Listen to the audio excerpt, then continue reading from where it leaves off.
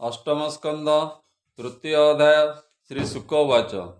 शुण पांडव चूड़ामणि गजेन्द्र बोली मुख्यवाणी हेमंत बुद्धि से विचारी चंचल मन स्थिर करी परम जप से जपिला से पूर्व जन्मे शिक्षा थिला श्रीकृष्ण ब्रह्म आदि पदे बोले आनंदे गद गदे।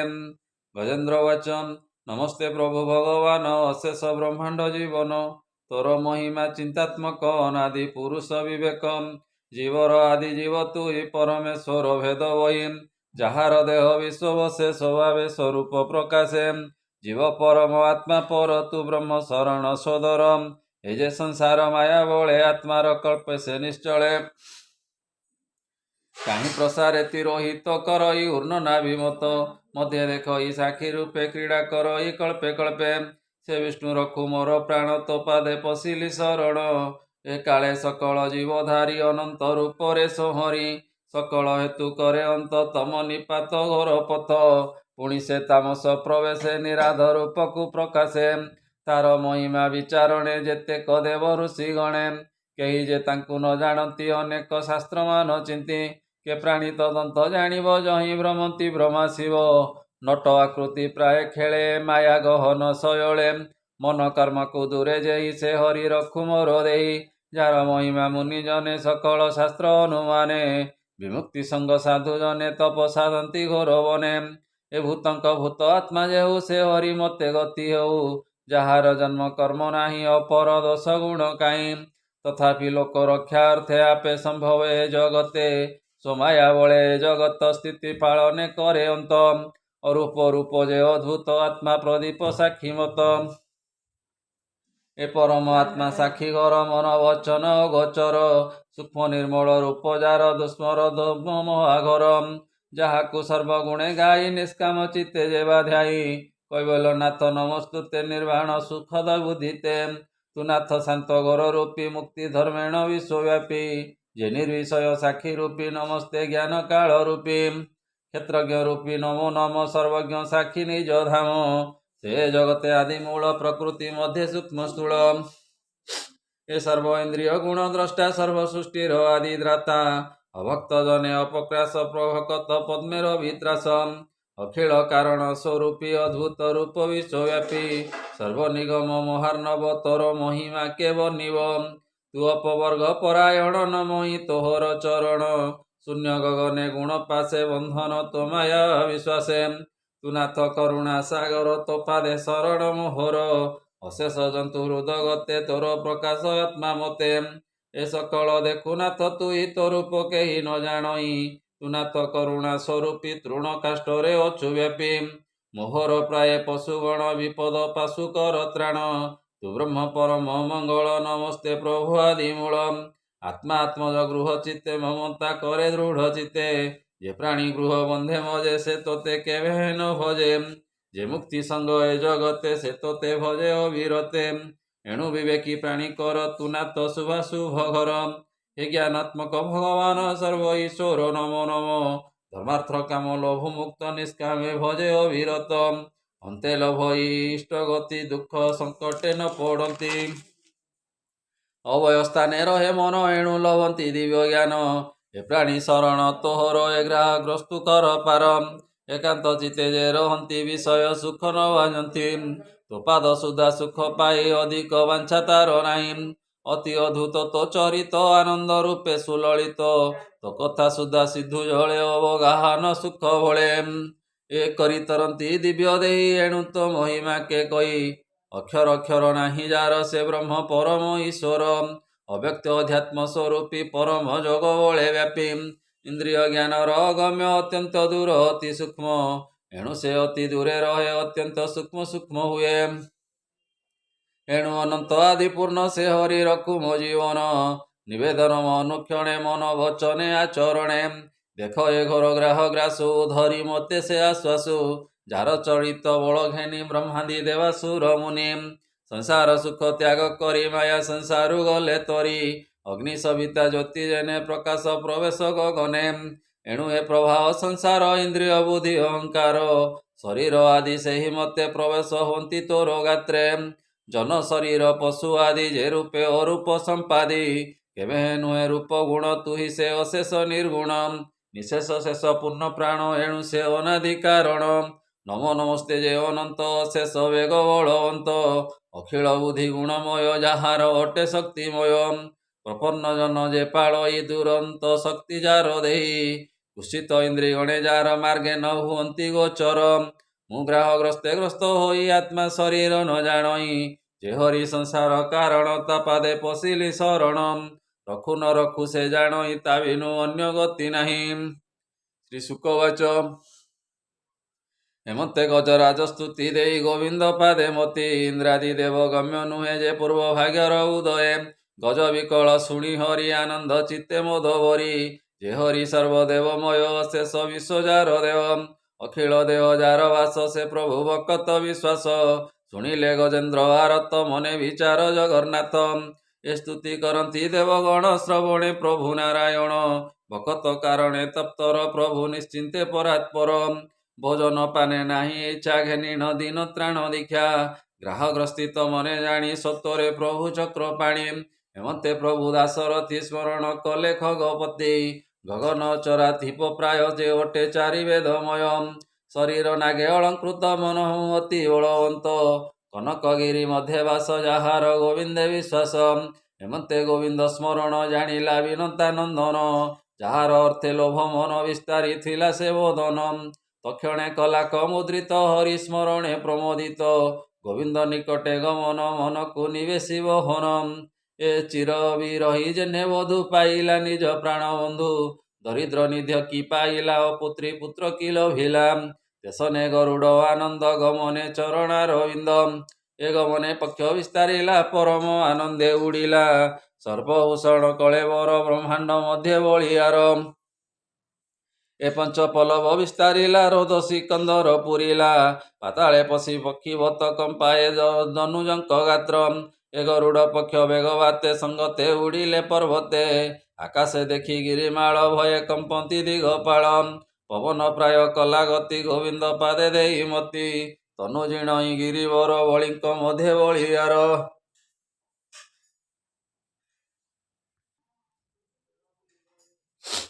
ଏ ଆପଣା ପକ୍ଷ ସମୀରଣେ କମ୍ପଇ ଚଉଦ ଭୁବନେ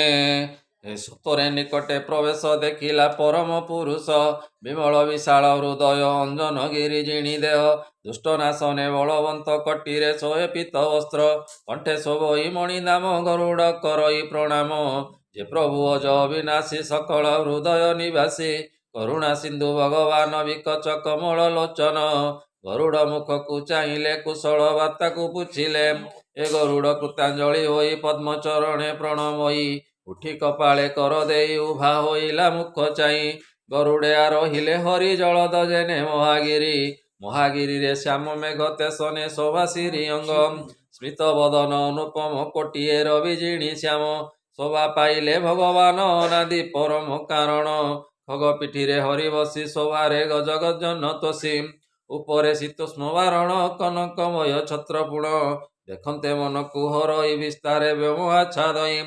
ଚନ୍ଦ୍ରହୁ ଅଧିକ ସୁନ୍ଦର ମକୁଳା ମାଳ ମନୋହର ଏ ଚନ୍ଦ୍ରହୁ ଅଧିକ ସୁନ୍ଦର ମୁକୁତା ମାଳ ମନୋହର ଗମନ କଲେ ନର ହରି ନିଜ ଭବନେ ଅପହରି ଗଜକୁ ନିସ୍ତାରିବା ପାଇଁ ବିଜୟ କଲେ ଭାବଗ୍ରାହୀ ସମସ୍ତ ଲୋକ ଯାଉଦରେ ସେ ପ୍ରଭୁ ଘେନି ଖଗେଶ୍ୱରେ କରଇ ସଧୀରେ ଗମନ ସୁନ୍ଦର ଦିଶିଲା ଗଗନ ଏ ଗୋବିନ୍ଦ ବିଜେ କଲେ ପୁଣି ମିଳିଲେ ତ୍ରିଭୁବନ ପ୍ରାଣୀ ଆନନ୍ଦେ କଲେ ବେଦ ନାଦ ହୃଦେ ଭାବନ୍ତି ଆଦି କନ୍ଦ ଶୁଭିଲା ବହୁ ମତେ ଶଙ୍ଖ ପଟ ମୃଦଙ୍ଗ ଅନେକ ସୁଗନ୍ଧ ନବ କୁସୁମିତ ବୃଷ୍ଟି କରନ୍ତି ବେଦ ଯୁତ ଏ ଗୋବିନ୍ଦ ଶଙ୍ଖ ଧୁନିଆ ସେ ମୁନିଏ ମିଳିଲେ ପାରୁଷେ ସେ ଗିରି କନ୍ଦର ଆବୋରି ତପ କରନ୍ତି ଦୃଢ଼ କରି ଯେ ଯାଗ ଯଜ୍ଞ ଅଗ୍ନିହୋତ୍ର ସେବନ୍ତି ତତ୍ପର ଚିତ ଖେଚର କିନ୍ନର ଗନ୍ଧର୍ବ ଯକ୍ଷ ଉରଗ ଆଦି ସର୍ବ ଯେ ସ୍ୱର୍ଗବାସୀ ପୁଣ୍ୟ କର୍ମା ଜାଣନ୍ତି ଗୋବିନ୍ଦ ମହିମା ସମସ୍ତେ ସତରେ ହୋଇଲେ ଗୋବିନ୍ଦ ନିକଟେ ମିଳିଲେ ସେ କରେ ପଦ୍ମବୀଜ ମାଳ ତିଳକ ଶୋଭଇ କପାଳ ଗଳାରେ ତୁଳସୀର ମାଳ ହୃଦେ ଲମ୍ବଇ ବନମାଳ କୃଷ୍ଣ ଗୋପାଳ ନର ହରି ନାମ ଡାକନ୍ତେ ଉଚ୍ଚ କରି ମିଳିଲେ ଅନେକ ସାତ୍ବିକ ଗୋବିନ୍ଦ ପାଦେ ଦେଇ ଚିତ ଭକତେ ଯୁଥ ହୋଇ ଧାମନ୍ତି ହରି ଗୁଣ ଗାଇ କଶ୍ୟପ ଆଦି ପ୍ରଜାପତି ସଙ୍ଗତେ ଘେନି ବେଦପତି ଧବଳ ପକ୍ଷ ବିହଙ୍ଗମ ଆରୋହୀ ଚଳନ୍ତି ସୋଧାମ ଅମର ସିଦ୍ଧ ମୁନି ସଙ୍ଗେ ମିଳିଲେ କୃଷ୍ଣ ପାଶେ ରଙ୍ଗେ।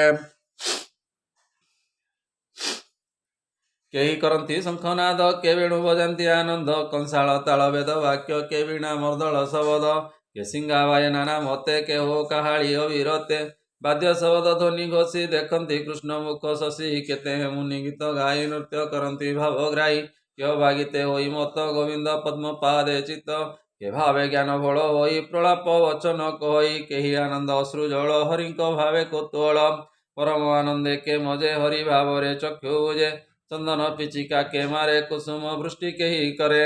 ସୁଗନ୍ଧ କ୍ଷେପନ୍ତି କେ ପଥେ ମାର୍ଜନା କେ କରନ୍ତି ହସ୍ତେ କେହି ମାରନ୍ତି ବାସ୍ଫୋଟ ଗୋବିନ୍ଦ ରସେ ତନୁ ମୋଟ ଆନନ୍ଦେ ନୃତ୍ୟ କେ କରନ୍ତି ଭୁଜଙ୍ଗ ପ୍ରାୟ କେ ଚାହାନ୍ତି ହେମନ୍ତେ ଗୋବିନ୍ଦ ଗମନେ ମିଳିଲେ ନାରଦେ ବହନେ ନଟଙ୍କ ପ୍ରାୟ ମୁଖ୍ୟ ଗତି ଆନନ୍ଦେ ନାରଦ ନାଚନ୍ତି ଡାକନ୍ତି ଗୋବିନ୍ଦ ଗୋପାଳେ ନୃତ୍ୟ କରନ୍ତି ମତି ଭଳେ ନାରଦ ଗୀତ ରସ ପାଇ ସାଧୁଙ୍କ ମନ ଉଲସଇ ନାନା ପ୍ରକାରେ ପାଦ ଚାଳି କର ଯୁଗଳ ରଙ୍ଗେ ତୋଳି ଖେଳିଲା ସର୍ପ ପ୍ରାୟ ଭାଏ ମୁନି କରନ୍ତି ଅବଲଏ ଆନନ୍ଦ ରସେ ମତ ହୋଇ ବୋଲନ୍ତି ନାରାୟଣ ମୁହିଁ ଭାବେ ନ ଚିହ୍ନେ ପରାପର ବୋଲନ୍ତି ମୁହିଁ ଯୋଗେଶ୍ୱର ନାରଦ ପରମ ସାନନ୍ଦେ ବୋଲନ୍ତି ଭାବ ଗଦ ଗଦେ ନାରଦ ବାଚ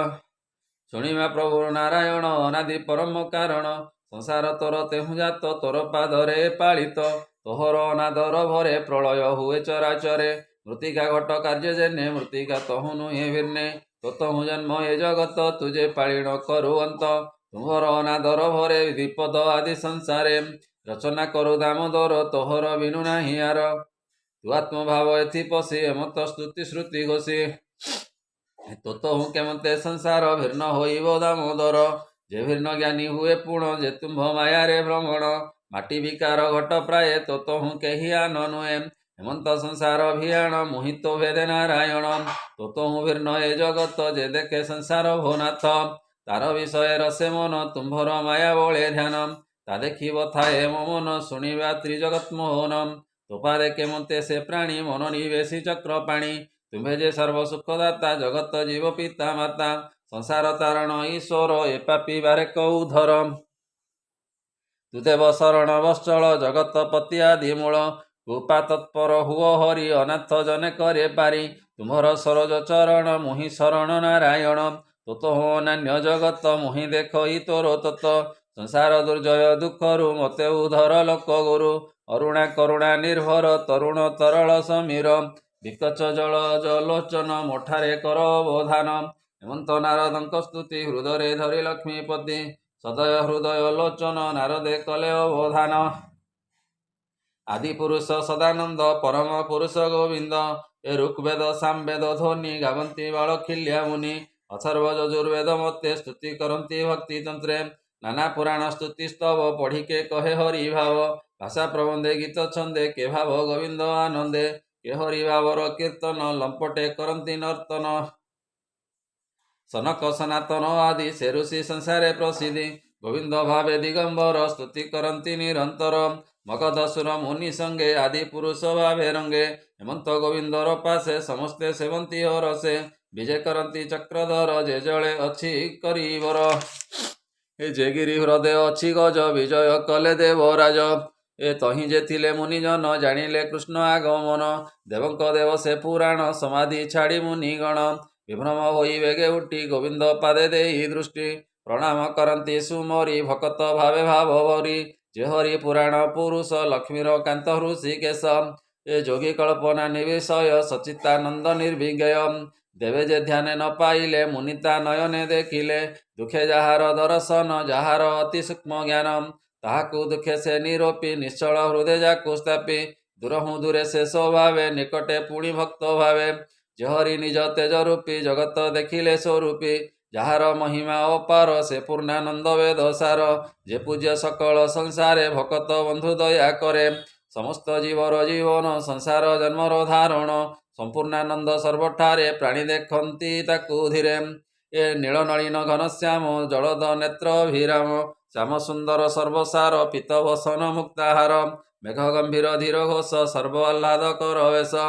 ହେମନ୍ତ ରୂପ ନରହରି ପ୍ରାଣୀ ଦେଖିଲେ ଯାନ୍ତି ତରି ତହୁଁ ଶୀତଳ ମଧୁଗନ୍ଧ ପବନ ବହେ ମନ୍ଦ ମନ୍ଦ ହରିଗମତେ ତେଜମୟେ ଆକାଶ ଦିଶିଲେ କେତୁଏ ନାନା ପ୍ରକାରେ ବାଦ୍ୟନାଦ ବେଗେ କରନ୍ତି ପ୍ରତିପଦ କାହାଳି ନାଦ ମନୋହର ପ୍ରସ୍ଥାନ କଲେ ଚକ୍ରଧର ଏକ ଆରେକ ଗୀତ ବାଦ୍ୟେ ହରସ ପରମ ଆନନ୍ଦେ ଏ ଶୁଭଇ ପାଞ୍ଚଜନ୍ୟ ସ୍ୱର ଶ୍ୱଶୁର ମଧୁର ଗଭୀର ଗୋବିନ୍ଦ ଶରୀରୁ ସୁଗନ୍ଧ ଦିଗେ ପ୍ରସରେ ମନ୍ଦ ମନ୍ଦ ଜୟଙ୍ଗ ସୌରଭ ଅଦ୍ଭୁତ ଆଘ୍ରାଣେ ଆନନ୍ଦେ ଜଗତ ସୁରମାଗଧ ବନ୍ଦୀସୁତ ଆନନ୍ଦେ କଲେ ନୃତ୍ୟ ଗୀତ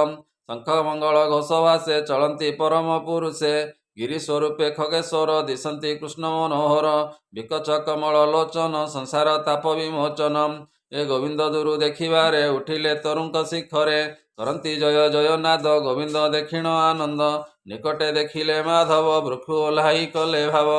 ଏ ଦିଗ ବିଦିଗେ ଯେତେ ଜନ କରନ୍ତି ଜୟ ଜୟ ସୋନ କେହି ଉଠଇ କାଉ ପରେ ଅତି ହରଷେ ସ୍ନେହ ଭରେ ଗିରି ଗରିଷ୍ଠ ଖଗେଶ୍ୱର ଶ୍ୱଶୁର ମଧୁର ଗଭୀର ଖଗ କନ୍ଧରେ ନରହରି ଆକାଶେ ଥିଲେ ଯେ ସଞ୍ଚରି ତହୁଁ ଉତାରୁ ଭଗବାନ ଶୁଭିଲା ସତ ଶଙ୍ଖ କେହି କରନ୍ତି ନୃତ୍ୟ ରଙ୍ଗ କେ ଗୀତ ଗାବନ୍ତି ସୁରଙ୍ଗ କେଶିର ପୋତି କରେ ଗତି ଉତରି ବସ୍ତ୍ର କେ ପକାନ୍ତି କେହି କରନ୍ତି ନାନା ଖେଳ ବାଳକ ଗତି ପ୍ରାୟ ଓଳ ନୟନୁ ଆନନ୍ଦାଶ୍ରୁ ନୀର ଗଳି ପଡ଼ଇ କାଉ ପର କାହାର ତନୁ ଲୋମରାଜି ଭାବ ପୁଲ କରେ ବିରାଜି ହେମନ୍ତ ଜଗତର ଜନ ଗୋବିନ୍ଦ ସଙ୍ଗତେ ଗମନ କେହି କରନ୍ତି ଗୀତ ନାଦେ ପ୍ରଣାମ କରେ କେ ଆନନ୍ଦେ କାହାର ମତି ନୃତ୍ୟ ରସେ କେ କୃଷ୍ଣ ଗାବନ୍ତି ହରସେ କେହି ହରସେ ସ୍ତୁତି କରେ କେ ହରି ଶୁଣନ୍ତି କର୍ଣ୍ଣରେ ହେମନ୍ତେ ତିନି ଲୋକ ପ୍ରାଣୀ ଭକତ ମଧ୍ୟ ପରିମାଣୀ ହରି ସଙ୍ଗତେ ସେ ଚଳନ୍ତି ଆନନ୍ଦ ରସେ ବୁଡ଼ିଥାନ୍ତି ହରି ପ୍ରବେଶ ଗିରିବରେ ଦୟାର୍ଦ୍ଧ ଭକତ ଉଦ୍ଧାରେ ଦେଖିଲେ ସରୋବର ଜଳେ ଗଜେନ୍ଦ୍ର ଡାକଇ ଆକୁଳେ ଏ ଜଳରେ ହୋଇଅଛି ମଗ୍ନ କେବଳ ଦିଶଇ ବଦନ ସୁବର୍ଣ୍ଣ ପଦ୍ମ ଉଚ୍ଚେକର ଡାକଇ ରଖ ଚକ୍ରଧର କୁଞ୍ଜର ମାନେ ଦେଖୁଛନ୍ତି ବିକଳେ ରୋଦନ କରନ୍ତି ଡାକନ୍ତି ରଖ ରଖ ହରି ଗ୍ରାହ ମୁଖରୁ କର ପ୍ରାରୀ ହେମନ୍ତେ ଗଜ ଯୁଥ ବାଣୀ ଶୁଣି ଚତୁର ଶିରୋମଣି ଭକତ ବର ଗଜପତି ଆରତ ଦକ୍ଷିଣ ଶ୍ରୀପତି କରୁଣା କଲେ ଭକ୍ତବନ୍ତ ଯାହାର ନାହିଁ ଆଦିଅନ୍ତ ଗଜେନ୍ଦ୍ର ସରୋବର ଜଳେ ଗ୍ରାହ ଗ୍ରାସିତ ପାଦ ମୂଳେ ଦେଖ ଏଇ ଗରୁଡ଼ ପୃଷ୍ଠର ଆକାଶେ ବିଜେ ଚକ୍ରଧର ପଦ୍ମ ସହିତେ ଥୋର ହସ୍ତ କଷ୍ଟରେ କଲା ଶିରୋଗତ ବୋଲଇ ନମୋ ଭଗବାନ ଜଗତ ଗୁରୁ ନାରାୟଣ ଊର୍ଦ୍ଧ୍ୱେ ଚାହିଁଲା ଶୁଣ୍ଡ ତୋଳି ଦେଖ ଇ ପ୍ରଭୁ ବନମାଳୀ ଏ ଚକ୍ର ବିରାଜେ ଦକ୍ଷ କରେ ସୂର୍ଯ୍ୟ କି ଉଦୟ ଅମ୍ବରେ ଡାକ ଇ ଆରତ ଭଞ୍ଜନ ଭୋନାଥ ରଖ ମୋ ଜୀବନ ହେ ନାରାୟଣ ବିଶ୍ୱଗୁରୁ ଆରତ ଜନ ଦୁଃଖ ହରୁ ଗ୍ରହ ଏ ଗ୍ରାହ ପୀଡ଼ିତ ଗଜ ଦେଖି ତକ୍ଷଣେ ଗରୁଡ଼ ଉପେକ୍ଷୀ ଜଳେ ପଶିଲେ ଚକ୍ର ପାଣି ଚକ୍ରେ କୁମ୍ଭୀର ମୁଣ୍ଡ ହାଣି କୁମ୍ଭୀର ମୁଖୁ ବନମାଳି ହସ୍ତି ଚରଣ ହସ୍ତେ ତୋଳି ଦେଖନ୍ତି ସର୍ବଦିଗ ପାଳେ ଗଜକୁ ଘେନି ଆସି କୂଳେ ବୋଲଇ ବିପ୍ର ଜଗନ୍ନାଥ ଶୁଣ ସୁଜନେ ଏକ ଚିତ ଅଶେଷ ହରିର ମହିମା କେ ଜାଣି ପାରେ ଗୁଣ ସୀମା ଗଜକୁ ରଖିଲେ ଯେ ମତେ ଅଷ୍ଟମ ସ୍କନ୍ଦ ଭାଗବତେ ଭାଷା ପ୍ରବନ୍ଧେ ହରିବାଣୀ ଶୁଣି ସଂସାରୁ ତର ପ୍ରାଣୀ इति श्रीमद्भागवते महापुराणे परमहंस सहितं 82 अष्टम स्कंदे गजेन्द्र निस्तारणे नाम तृतीयोऽध्यायः।